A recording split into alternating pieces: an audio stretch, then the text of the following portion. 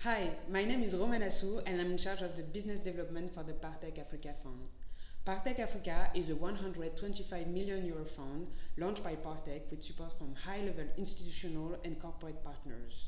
It is the first and largest fund dedicated to tech startups in Africa with teams based in Dakar and Nairobi.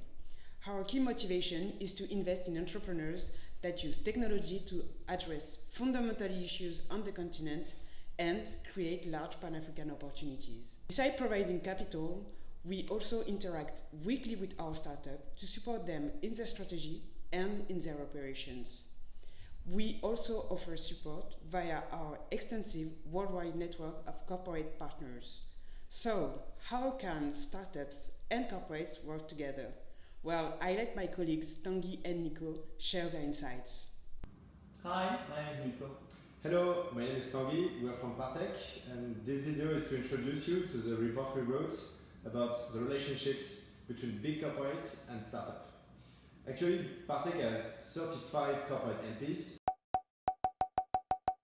and we have 150 portfolio companies. So we work every day to find business development opportunities within them, and we witness a lot of governance, of structure and of initiative from big corporates to work with startups. Well, one of the most obvious reasons is branding. Employer branding, commercial branding to be a supplier or customer to startups, and the shareholder branding because they want to be reassured that you're in the startup chain.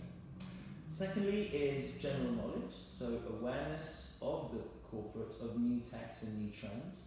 And the third reason is, of course, competitiveness, because every big corporate wants to be linked to the new techs and new act players in his market and vertical industry. So we identified three main strategies that large corporates can deploy when it comes to working with startups. The first one being very simple and quite basic, but also quite important, which is what we call exposure, which means attending, organising and hosting events and pitch sessions so that they have a way of meeting startups and their entrepreneurs. A bit further down the learning curve of corporate with startups, we've got collaboration with startups, which is whether being a customer to startups, being a supplier to startups, or having partnerships with them. And the last thing is M&A and investment. It's for competitiveness, and companies can acquire a tech or acquire a potential competitor.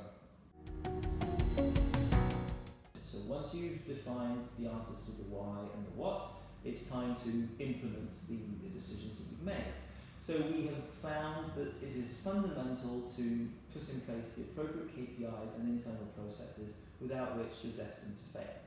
It's also very important to recruit the good people to be the interface with startups in your organization, to give them the right job descriptions and the right OKRs.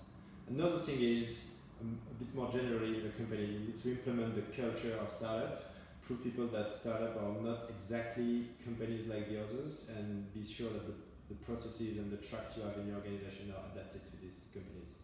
So to close off the white paper, we have listed the different corporate governance structures that we've come across, and what we've done is also create a table which tries to summarize which corporate governance structure fits the strategies that you've decided to implement best by answering the why, what and how question in the most appropriate way. So we hope that you find this white paper interesting, and that if you have any questions, please feel free to contact us, and we'd be happy to talk about it. Bye. Thank you.